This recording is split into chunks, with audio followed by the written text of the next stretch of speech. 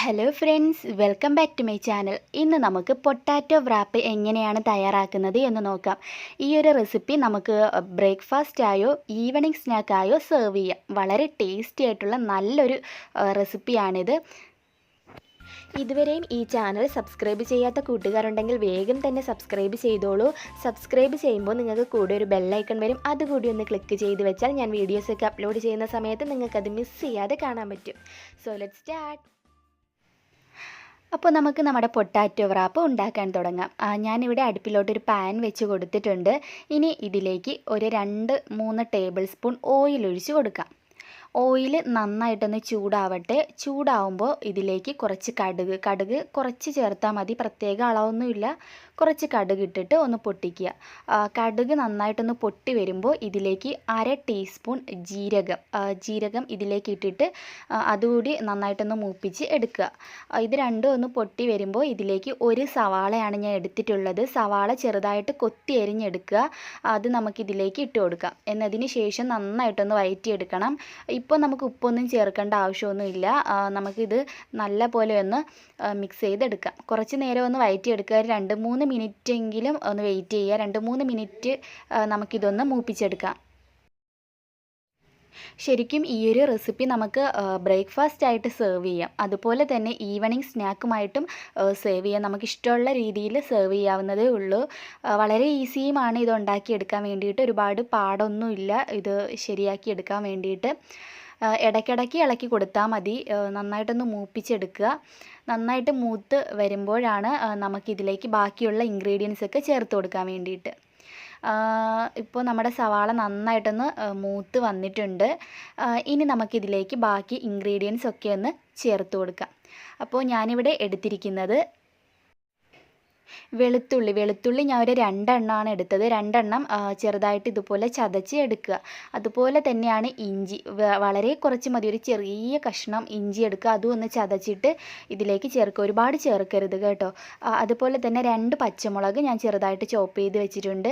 അതുകൂടി ഇട്ട് കൊടുക്കാം. ഇനി വേണ്ടത് 2 ഉരുളക്കിഴങ്ങ് തൊലിയൊക്കെ കളഞ്ഞിട്ട് കട്ട് ചെയ്തെടുത്തതാണ്. അതുകൂടി ഇട്ട് കൊടുക്കാം. പിന്നെ ഞാൻ ഉരുളക്കിഴങ്ങ് വേവിച്ചതല്ല, ഞാൻ കട്ട് ചെയ്ത് വെച്ചു എന്നേ ഉള്ളൂ. ഇനി ഡൗട്ട് വേണ്ട എന്ന് പറഞ്ഞാണ് ഞാനിത് പറഞ്ഞത്. ഇനി നന്നായിട്ടൊന്ന് മിക്സ് ചെയ്യുക. എല്ലാം കൂടി ഒന്ന് നന്നായിട്ടൊന്ന് ഇളക്കി കൊടുക്കാം. ഇനി ഇതിലേക്ക് നമുക്ക് ചേർക്കേണ്ടത് ഉപ്പ്. ആവശ്യത്തിന് ഉപ്പ് ചേർത്ത് കൊടുക്കുക. ഒരു 1/2 ടീസ്പൂൺ ഉപ്പ് ചേർക്കുക. ചേർത്തിട്ട് വേണമെങ്കിൽ പിന്നീട് കുറച്ചുകൂടി ഇട്ടാൽ മതി. ഇനി 1/2 ടീസ്പൂൺ മഞ്ഞൾപ്പൊടി ചേർക്കാം. അതുപോലെ തന്നെ ഒരു 1/2 ടീസ്പൂൺ മസാലപ്പൊടി, നമ്മുടെ പട്ടയും ഗ്രാമ്പൊക്കെ പൊടിച്ച മസാലപ്പൊടി. ഇനി എല്ലാം കൂടെ നന്നായിട്ടൊന്ന് മിക്സ് ചെയ്യുക. 1 മിനിറ്റെങ്കിലും ഇതുപോലെ ഒന്ന് ഇളക്കി കൊടുക്കുക. എന്നതിന് ശേഷം വേണം നിങ്ങൾ വെള്ളം ഒഴിച്ചു കൊടുക്കാൻ. പെട്ടെന്ന് വെള്ളം ഒഴിക്കരുത്. ഒന്ന് ജസ്റ്റ് ഒന്ന് 1 മിനിറ്റെങ്കിലും ഒന്ന് സോട്ട് ചെയ്തിട്ട് വേണം ഇതുപോലെ കുറച്ച് വെള്ളം ഇതിലേക്ക് ആഡ് ചെയ്ത് കൊടുക്കാൻ വേണ്ടിയിട്ട്. ഇനി നന്നായിട്ട് ഇത് വെന്ത് കിട്ടണം നമുക്ക്. അപ്പോൾ ആവശ്യമനുസരിച്ച് വെള്ളം ചേർക്കാം. നിങ്ങളിത് വെള്ളം വറ്റി വരുമ്പോൾ നിങ്ങൾക്ക് വേണമെന്നുണ്ടെങ്കിൽ കുറച്ചുകൂടി വെള്ളം ഇതിലേക്ക് ആഡ് ചെയ്ത് കൊടുക്കാം. അപ്പോൾ നമുക്ക് ഇത് നന്നായിട്ടൊന്ന് വേവിച്ചെടുക്കാം. ഇടയ്ക്ക് ഒന്ന് ഇളക്കി കൊടുക്കുക. ഒന്ന് ശ്രദ്ധിച്ചോണം. എന്തായാലും നന്നായിട്ട് വെന്തിട്ടുണ്ട്. ഇനി നമുക്ക് ചെയ്യേണ്ടത്, ഞാൻ ഇടയ്ക്ക് കുറച്ച് വെള്ളവും കൂടെ ഒഴിച്ച് കൊടുത്തായിരുന്നു കേട്ടോ. അപ്പോൾ ഇനി നമുക്ക് ചെയ്യേണ്ടത് ഇത് നന്നായിട്ടൊന്ന് ഉടച്ചെടുക്കുക. ഇതുപോലെ നമ്മുടെ സ്പൂൺ വെച്ചിട്ട് നന്നായിട്ട് ഉടച്ചെടുക്കുക. നമ്മുടെ കിഴങ്ങെല്ലാം നല്ല പോലെ ഉടഞ്ഞു കിട്ടണം. അപ്പോൾ ഇതുപോലെ എല്ലാം നന്നായിട്ടൊന്ന് ഉടച്ചെടുക്കുക. നമുക്കിത് സ്റ്റഫ് ചെയ്യാനുള്ളതാണ്, അതുകൊണ്ടാണ് നല്ല പോലെ ഒന്ന് ഉടച്ചെടുക്കാൻ പറയുന്നത്. അപ്പോൾ എന്തായാലും ഞാൻ നന്നായിട്ടൊന്ന് ഉടച്ചെടുത്തിട്ടുണ്ട്. ഉടച്ചെടുക്കുമ്പോൾ നിങ്ങൾ തീ കുറച്ച് വെച്ചോളൂ. നന്നായിട്ട് ഇത് മിക്സായിട്ട് കിട്ടുമ്പോൾ നമുക്ക് തീ അങ്ങ് ഓഫ് ചെയ്യാം. അപ്പോൾ ഇത് ഞാൻ നന്നായിട്ട് ഇതുപോലെ ഒന്ന് മിക്സ് ചെയ്തെടുത്ത് വെച്ചിട്ടുണ്ട്. ഇനി നമുക്ക് തീ ഓഫ് ചെയ്യാം. എന്നിട്ട് ഇത് നമുക്ക് അടച്ച് വയ്ക്കാം. അടച്ച് വെച്ചിട്ട് ഒരു സൈഡിലോട്ട് മാറ്റി വയ്ക്കുക. ഇനി നമുക്ക് ബാക്കിയുള്ള ഇൻഗ്രീഡിയൻസ് ഒക്കെ ചേർത്തിട്ട് ഇത് തയ്യാറാക്കി എടുക്കാം. അപ്പോൾ ഇതൊരു സൈഡിലോട്ട് മാറ്റുക. ഇനി നമുക്ക് ചെയ്യേണ്ടത് ഒരു ബൗൾ എടുക്കുക.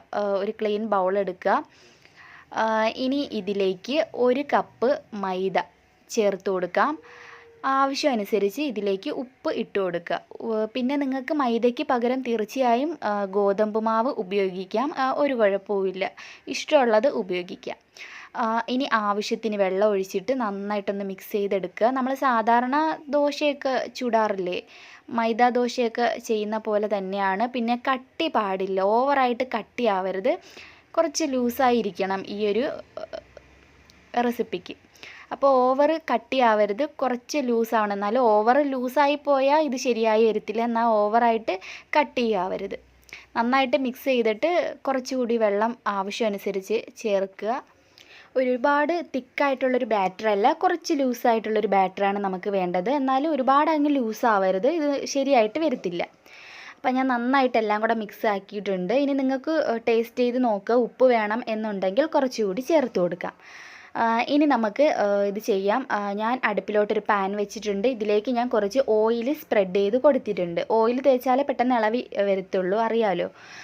ഇനി നമ്മുടെ കണ്ടോ മാവിൻ്റെ പരുവം നോക്കുക. കണ്ടോ ഒരുപാട് തിക്കും അല്ല, എന്നാൽ ഒരുപാട് ലൂസും അല്ലാത്തൊരു പരുവമാണ്. നമുക്ക് ഒരു തവി എടുത്തിട്ട് ഇതിനുള്ളിലേക്ക് ഒഴിച്ചു കൊടുക്കാം. ഇനി നമുക്ക് നന്നായിട്ടൊന്ന് പരത്തി ചുട്ടെടുക്കാം. പിന്നെ പ്രത്യേകം ശ്രദ്ധിക്കേണ്ടത്, നിങ്ങൾ പെട്ടെന്ന് തന്നെ അങ്ങ് എടുക്കരുത്. കാരണം നമുക്ക് ഇത് ഇനിയും ഫ്രൈ ചെയ്തെടുക്കാനുള്ളതാണ്. അപ്പോൾ നിങ്ങളൊരു കാര്യം ചെയ്യുക, ഇതിൻ്റെ മുകളൊക്കെ നന്നായിട്ട് ആയതിന് ശേഷം തിരിച്ചിട്ട് കൊടുക്കാവൂ. തിരിച്ചിട്ട് കൊടുത്തിട്ടും കുറച്ചൊന്ന് വെയിറ്റ് ചെയ്യുക. കുറച്ച് നേരം വെയിറ്റ് ചെയ്ത് നന്നായിട്ടൊന്ന് മൊരിഞ്ഞ് വരുമ്പോൾ നമുക്കിതെടുക്കാം. ഒരുപാട് പെട്ടെന്ന് അങ്ങ് എടുക്കാൻ നോക്കരുത്. ഇതുപോലെ ഒന്ന് നന്നായിട്ട് മൊരിഞ്ഞ് വന്നാലേ നമ്മൾ ഇത് സ്റ്റഫ് ചെയ്ത് നമ്മൾ ഇനിയും ഇതൊന്ന് വറുത്തെടുക്കും. അപ്പോൾ നല്ല ശരിയായിട്ട് വരത്തുള്ളൂ. അപ്പോൾ ഇവിടെ റെഡി ആയിട്ടുണ്ട്. ഇനി നമുക്ക് ചെയ്യേണ്ടത്, നമ്മൾ തയ്യാറാക്കി വെച്ചിരിക്കുന്ന നമ്മുടെ പൊട്ടാറ്റോ സ്റ്റഫിങ് ഇതിനുള്ളിലേക്ക് കുറച്ച് വെച്ച് കൊടുക്കാം. പിന്നെ ഓവറായിട്ട് വെച്ച് കൊടുത്താൽ നമ്മൾ ഇതുപോലെ ഇങ്ങനെ ഫോൾഡ് ചെയ്യുന്ന സമയത്ത് ഇത് പൊട്ടിപ്പോവാൻ ചാൻസ് ഉണ്ട്. അതുകൊണ്ട് ഇതിൽ തങ്ങുന്ന മാക്സിമം എത്ര ഇതിൽ വെക്കാൻ പറ്റും അത്ര മാത്രം വെക്കുക. ഇനി ഇതുപോലെ ഫോൾഡ് ചെയ്തിട്ട് നമുക്കിങ്ങനെ തിരിച്ച് വെച്ച് കൊടുക്കാം. ഇതുപോലെ തന്നെ നമുക്ക് ബാക്കിയുള്ളതെല്ലാം ഒന്ന് ഫോൾഡ് ചെയ്ത് എടുക്കാം. കണ്ടോ, ഞാൻ ഇതുപോലെ ഒന്ന് ചെയ്ത് വച്ചിട്ടുണ്ട്. ഇതുപോലെ ആവശ്യത്തിന് മാത്രം ഇതിനുള്ളിലേക്ക് ആ സ്റ്റഫിങ് വെച്ച് കൊടുക്കുക. ഓവറായി കഴിഞ്ഞാൽ നമ്മൾ ഫ്രൈ ചെയ്യുമ്പോൾ അത് പൊട്ടിപ്പോവും. ഇനി നമുക്ക് ഇത് ഫ്രൈ ചെയ്യാൻ തുടങ്ങാം. അടുപ്പിലോട്ട് ഞാൻ മറ്റൊരു പാൻ വെച്ചിട്ടുണ്ട്. നമുക്ക് ഒരുപാട് ഓയിലിൻ്റെ ആവശ്യമൊന്നുമില്ല, കുറച്ച് ഓയിൽ ഒഴിച്ച് കൊടുക്കുക. ഇത് ഫ്രൈ ചെയ്യാനായിട്ട് കുറച്ച് ഓയിൽ ഇങ്ങനെ ഒഴിച്ച് കൊടുക്കുക. ഇത്രയും തന്നെ വേണമെന്നില്ല കേട്ടോ, വളരെ കുറച്ച് ഒഴിച്ചാൽ മതി. ഓയിൽ നന്നായിട്ട് ചൂടാവണം. ചൂടായ ഓയിലിൽ നമുക്ക് ഇത് ഓരോന്നും എടുത്ത് വെച്ച് കൊടുക്കാം. ഇതുപോലെ വെച്ച് കൊടുക്കുക. വളരെ ശ്രദ്ധിച്ച് വെച്ച് കൊടുക്കുക, കാരണം ഓയിൽ നല്ല ചൂടാണ്, കൈ പൊള്ളാതെ സൂക്ഷിക്കുക. ഇനി നമുക്ക് ചെയ്യേണ്ടത്, ഇത് നന്നായിട്ട് ഫ്രൈ ചെയ്തെടുക്കണം. നല്ലൊരു ഗോൾഡൻ ബ്രൗൺ നിറം ആകുന്നത് വരെ നമുക്കിത് ഫ്രൈ ചെയ്യണം. തീയൊന്നും കുറച്ച് വെക്കണ്ട. പിന്നെ അതായത് ഇതുപോലെ ഒന്ന് പ്രസ് ചെയ്ത് കൊടുക്കുക. ഒരുപാട് അങ്ങ് പ്രസ് ചെയ്യരുത്, കുറച്ച് പ്രസ് ചെയ്ത് ഇതുപോലെ പ്രസ് ചെയ്ത് കൊടുക്കുന്നത് എന്താണെന്ന് വെച്ചാൽ നമ്മുടെ ആ അടിഭാഗം നമ്മൾ മടക്കിയെടുത്തതല്ലേ, അതൊന്ന് നന്നായിട്ട് ഒട്ടിപ്പിടിച്ചിരിക്കും. അതിന് വേണ്ടിയിട്ടാണ് നമ്മൾ ഇതുപോലെ ഒന്ന് അമർത്തി കൊടുക്കുന്നത്. അപ്പോൾ ഇടയ്ക്കിടയ്ക്ക് ഇതുപോലെ ഒന്ന് അമർത്തി കൊടുക്കുക. പിന്നെ നിങ്ങൾ തീയൊന്നും കുറച്ച് വെക്കേണ്ട ആവശ്യമൊന്നുമില്ല. ഹൈ ഫ്ലെയിമിൽ തന്നെ ഇട്ടിട്ട് നമുക്കിത് വറുത്തെടുക്കാം. കാരണം നമ്മുടെ സ്റ്റഫിങ്ങും നല്ല വെന്തതാണ്, അതുപോലെ തന്നെ നമ്മുടെ ഈ നമ്മൾ ചുട്ടെടുത്ത ആ ദോശയും നല്ല വെന്തതാണ്. അതുകൊണ്ട് തന്നെ കൂടുതൽ തീ കുറച്ചിടേണ്ട ആവശ്യമൊന്നുമില്ല. ഹൈ ഫ്ലെയിമിൽ ഇട്ടിട്ട് നല്ലൊരു ഗോൾഡൻ നിറം ആകുമ്പോൾ തിരിച്ചിട്ട് കൊടുക്കാം. പിന്നെ ഒരുപാടങ്ങ് കറുത്ത് പോകുന്നവരെ വെയിറ്റ് ചെയ്യരുത്. നല്ലൊരു ഗോൾഡൻ ബ്രൗൺ നിറമാകുമ്പോൾ ഇതുപോലെ തിരിച്ചിട്ട് കൊടുക്കുക. കണ്ടോ, നല്ലൊരു കളറായിട്ടുണ്ട്. നിങ്ങൾ ഇതുപോലെ തിരിച്ചിട്ട് കൊടുത്തിട്ട് വീണ്ടും ഒന്നുകൂടി ആണെങ്കിൽ മറിച്ചിട്ട് കൊടുക്കാം, ഒന്നുകൂടി ആവാൻ വേണ്ടിയിട്ട്. അപ്പോൾ നമ്മുടെ അടിപൊളി ടേസ്റ്റി ആയിട്ടുള്ള wrap ഇവിടെ റെഡി ആയിട്ടുണ്ട്. നമ്മുടെ പൊട്ടാറ്റോ wrap ശരിക്കും നല്ല ടേസ്റ്റിയാണ്. ഇത് രണ്ടും കൂടെ നല്ല ടേസ്റ്റിയാണ്. അപ്പോൾ മസ്റ്റായിട്ട് ട്രൈ ചെയ്ത് നോക്കുക. പിന്നെ നിങ്ങൾക്ക് മൈദ യൂസ് ചെയ്യാൻ വേണ്ട ഉള്ളവർക്ക് നമുക്ക് ഗോതമ്പ് മാവ് ഉപയോഗിച്ചും ഇത് ചെയ്തെടുക്കാവുന്നതേ ഉള്ളൂ. അപ്പോൾ തീർച്ചയായിട്ടും ട്രൈ ചെയ്ത് നോക്കുക. ഇഷ്ടമായെങ്കിൽ തീർച്ചയായും ലൈക്ക് ചെയ്യാൻ മറക്കരുത്. ഇപ്പോൾ തന്നെ ആ താഴെ കാണുന്ന ലൈക്ക് ബട്ടണിൽ ഒന്നമർത്തി ലൈക്ക് ചെയ്തേക്കുക. അതുപോലെ തന്നെ നിങ്ങളുടെ ഫ്രണ്ട്സ് ആൻഡ് ഫാമിലിക്കൊക്കെ ഈ വീഡിയോ ഷെയർ ചെയ്ത് കൊടുക്കാൻ മറക്കരുത്. പിന്നെ ഇതുവരെയും സബ്സ്ക്രൈബ് ചെയ്യാത്ത കൂട്ടുകാരുണ്ടെങ്കിൽ വേഗം തന്നെ സബ്സ്ക്രൈബ് ചെയ്തോളൂ. താഴെ കാണുന്ന ആ സബ്സ്ക്രൈബ് ബട്ടണിൽ ഒന്നമർത്തി സബ്സ്ക്രൈബ് ചെയ്യുക. നിങ്ങൾ സബ്സ്ക്രൈബ് ചെയ്യുമ്പോൾ കൂടി ഒരു ബെൽ ഐക്കൺ കൂടി വരും. അതുകൂടി ഒന്ന് ക്ലിക്ക് ചെയ്താലേ ഞാൻ വീഡിയോസൊക്കെ അപ്ലോഡ് ചെയ്യുമ്പോൾ നിങ്ങൾക്കത് മിസ് ചെയ്യാതെ കാണാൻ പറ്റുള്ളൂ. അപ്പോൾ നിങ്ങൾ ശ്രദ്ധിക്കുക, ഇനിയും വീഡിയോ ചിലവർ സബ്സ്ക്രൈബ് ചെയ്തിട്ട് ബെൽ ഐക്കൺ എനേബിൾ ചെയ്യാതിട്ടിരിക്കും. അതൊന്ന് ശ്രദ്ധിക്കുക. ബെൽ ഐക്കൺ എനേബിൾ ആണോ എന്ന് ഇടയ്ക്കിടയ്ക്ക് നിങ്ങളൊന്ന് ചെക്ക് ചെയ്യുക. അപ്പോൾ ഇനിയും ഇതുപോലുള്ള കൂടുതൽ റെസിപ്പീസിനായിട്ട് കാത്തിരിക്കുക. ഇനിയും ഞാൻ ഇതുപോലുള്ള റെസിപ്പിയായിട്ട് വീണ്ടും വരുന്നതായിരിക്കും. പിന്നെ നമ്മളിത് സെർവ് ചെയ്യുമ്പോൾ ഇതുപോലെ കട്ട് ചെയ്ത് സെർവ് ചെയ്യുന്നതായിരിക്കും നല്ലത്. അപ്പോൾ നമുക്ക് പെട്ടെന്ന് നന്നായിട്ട് കഴിക്കാൻ പറ്റും. അപ്പോൾ തീർച്ചയായിട്ടും ട്രൈ ചെയ്ത് നോക്കാൻ ആരും മടിക്കേണ്ട.